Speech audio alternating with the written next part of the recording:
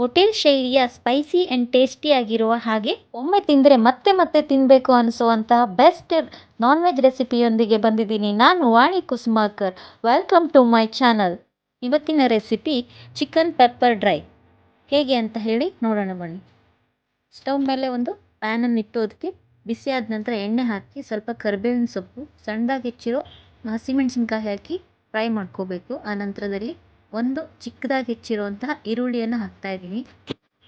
ಈರುಳ್ಳಿಯನ್ನು ಸ್ವಲ್ಪ ಫ್ರೈ ಮಾಡಿ ಆನಂತರದಲ್ಲಿ ಕರಿಬೇವಿನ ಸೊಪ್ಪನ್ನು ಮತ್ತೆ ಹಾಕ್ತಾಯಿದ್ದೀನಿ.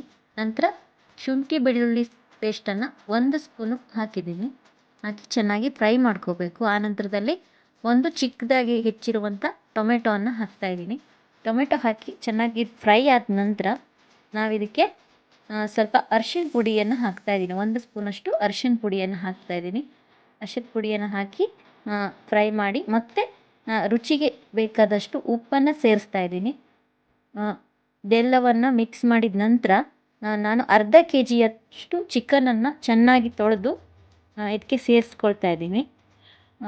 ಇದನ್ನು ಮಸಾಲೆ ಎಲ್ಲ ಚಿಕನ್ಗೆ ಮಿಕ್ಸ್ ಮಾಡಿ ಇದಕ್ಕೆ ಒಂದು ಮುಚ್ಚಳವನ್ನು ಮುಚ್ಚಿ ಒಂದು 15 ನಿಮಿಷ ಅಷ್ಟು ಬೇಯಕ್ಕೆ ಬಿಡಬೇಕು.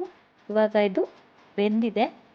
ಬೆಂದ ನಂತರ ನಾವು ಇದಕ್ಕೆ 1 ಸ್ಪೂನಷ್ಟು ಸೋಯಾ ಸಾಸನ್ನು ಹಾಕಬೇಕು.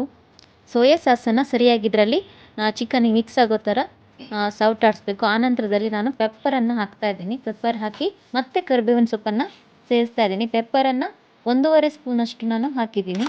ಖಾರ ಜಾಸ್ತಿ ಬೇಕು ಅನ್ನೋರು ಅದಕ್ಕೂ ಸ್ವಲ್ಪ ಜಾಸ್ತಿನೇ ಸೇರಿಸ್ಕೋಬೋದು.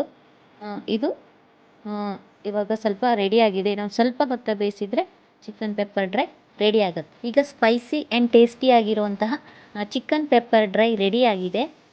ಬೇಗನೆ ರೆಡಿ ಆಗುವಂಥ ಈ ಚಿಕನ್ ಪೆಪ್ಪರ್ ಡ್ರೈಯನ್ನು ನೀವು ಒಮ್ಮೆ ಮನೆಯಲ್ಲಿ ಟ್ರೈ ಮಾಡಿ ಹೇಗಾಯಿತು ಅಂತ ಹೇಳಿ ನನಗೆ ಕಮೆಂಟಲ್ಲಿ ತಿಳಿಸಿ.